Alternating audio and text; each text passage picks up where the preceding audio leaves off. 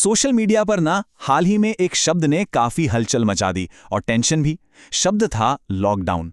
लेकिन इसके पीछे की सच्चाई क्या है? तो चलिए आज पता लगाते हैं कि सच क्या है और कोरी अफवाह क्या। हुआ ये कि 24 मार्च को भारत में लॉकडाउन, ये 3 शब्द सोशल मीडिया पर एकदम आग की तरह फैल गए। व्हाट्सएप हो या एक्स, हर जगह बस इसी की बात हो रही थी और जाहिर है इससे लोगों में बहुत ज्यादा कंफ्यूजन और घबराहट फैल गई। और यहीं से सबके मन में एक ही सवाल था, क्या ये अफवाह सच है? क्या सरकार सच में एक और देशव्यापी लॉकडाउन लगाने की तैयारी कर रही थी? तो चलो इसी सवाल का जवाब ढूंढते हैं। तो सवाल ये है कि आखिर ये सब शुरू कहां से हुआ? असल में इसकी जड़ में 2 चीजें हैं, प्रधानमंत्री का एक भाषण और देश की एक पुरानी याद। और जब ये दोनों चीजें आपस में टकराई ना, तो इस वायरल अफवाह ने जन्म ले लिया। इसको समझने के लिए 2 तारीखों पर गौर करना होगा। पहली तारीख है 24 मार्च 2020। वो दिन तो शायद ही कोई भूला होगा जब कोविड लॉकडाउन लगा था। और दूसरी तरफ है 23 मार्च 2026, जब प्रधानमंत्री ने संसद में एक भाषण दिया। बस 2020 की इसी याद ने इस पूरी गलतफहमी के लिए एक तरह से जमीन तैयार कर दी। प्रधानमंत्री के भाषण का यही वो हिस्सा था जिसे कॉन्टेक्स्ट से बिल्कुल बाहर निकाल दिया गया। असल में वो देश की हिम्मत और एकता की तारीफ करने के लिए कोविड का उदाहरण दे रहे थे, लेकिन अनजाने में इसी एक लाइन ने लॉकडाउन के डर को हवा दे दी। और बस यहीं से शुरू हुआ वो जिसे कहते हैं वायरल एंग्जाइटी स्पाइरल, मतलब चिंता फैलाने वाली अफवाहों का चक्र। हुआ क्या कि एक तरफ से लॉकडाउन के पुराने वीडियोज उठाए गए, दूसरी तरफ से भाषण की एक छोटी सी क्लिप, और दोनों को मिलाकर एक बिल्कुल नई झूठी कहानी बना दी गई। और मजे की बात देखिए, सरकार बार बार कहती रही कि ऐसा कुछ नहीं है, लेकिन तब तक तो अफवाह जंगल की आग की तरफ फैल चुकी थी। तो सीधी सी बात है, एक पुरानी याद और एक नए भाषण के गलत मेल ने ये पूरी गड़बड़ कर दी। तो सवाल उठता है कि अगर भाषण लॉकडाउन पर नहीं था तो फिर था किस बारे में? चलिए अब आते हैं असली कहानी पर, और वो है पश्चिम एशिया में गहराता संकट जिस पर प्रधानमंत्री असल में बात कर रहे थे।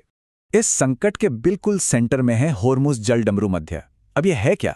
ये एक बहुत ही संकरा समुद्री रास्ता है जिसे एनर्जी चोक पॉइंट भी कहते हैं, मतलब एक ऐसी तंग जगह जहां से बहुत ज्यादा ट्रैफिक गुजरता है। सोचिए, दुनिया की लगभग 20% एलपीजी और 25% तेल की शिपमेंट सिर्फ इसी एक पतले से रास्ते से होकर जाती है। और भारत के लिए तो ये रास्ता एक लाइफलाइन जैसा है। मतलब अगर यहां कोई भी गड़बड़ होती है तो उसका सीधा असर हमारी एनर्जी सिक्योरिटी पर पड़ेगा। और बात सिर्फ तेल और गैस की नहीं है, आर्थिक रूप से भी हमारे लिए बहुत कुछ दांव पर लगा है। हमारे कुल इंपोर्ट का लगभग 20% और एक्सपोर्ट का 14% इसी रीजन से होता है। लेकिन इन सब आंकड़ों से भी बढ़कर एक और बात है, और वो है इंसान। पूरे 1 करोड़ भारतीय जो खाड़ी देशों में रहते हैं, काम करते हैं, उनकी सेफ्टी सरकार की सबसे बड़ी प्राथमिकता है। तो अब समझ में आ रहा है, असली चिंता किसी हेल्थ क्राइसिस की नहीं थी, बल्कि हमारी इकोनॉमी और विदेशों में बसे हमारे अपने लोगों की सेफ्टी की थी। तो फिर सरकार इस असली संकट से निपटने के लिए कर क्या रही है? चलिए अब इस पे बात करते हैं। इससे अफवाहों से जो टेंशन हुई है ना, वो थोड़ी कम होगी। भारत की स्ट्रैटेजी के आप कह सकते हैं 4 मेन पिलर्स हैं। पहला, अपने एनर्जी रिजर्व को सिक्योर करना। दूसरा, सप्लाई के लिए सिर्फ एक जगह पर डिपेंड ना रहना। तीसरा, विदेशों में बसे अपने नागरिकों की सेफ्टी सुनिश्चित करना। और चौथा, डिप्लोमेसी यानी कूटनीति के जरिए हल निकालना। 53 लाख मीट्रिक टन, यह हमारा आज का स्ट्रेटेजिक पेट्रोलियम रिजर्व है। ये एक तरह का सेफ्टी बफर है कि अगर कल को सप्लाई में कोई दिक्कत आए तो हमारे पास बैकअप हो। और इसे आगे चलकर 65 लाख मीट्रिक टन से भी ज्यादा करने का प्लान है। और ये कोई आज की तैयारी नहीं है। पिछले 10 सालों में भारत ने बहुत स्मार्टली काम किया है। पहले हम 27 देशों से एनर्जी इंपोर्ट करते थे, आज ये संख्या बढ़कर 41 हो गई है। इसका सीधा सा मतलब है कि अब हमारी निर्भरता किसी एक रीजन पर कम हो गई है।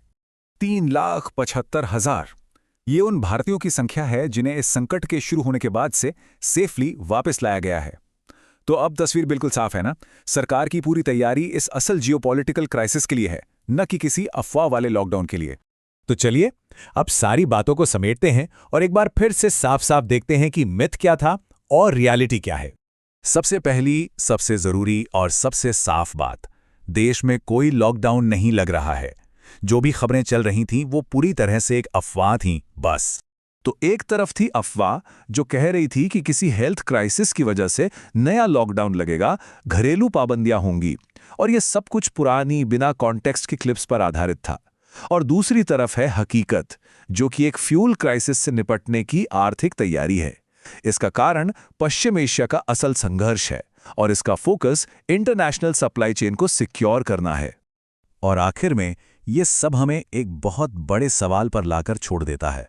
आज के इस दौर में जहां खबरें वायरल होने में 1 मिनट भी नहीं लगता, हम असली संकट और सिर्फ शोर के बीच का फर्क पहचाने तो पहचाने कैसे?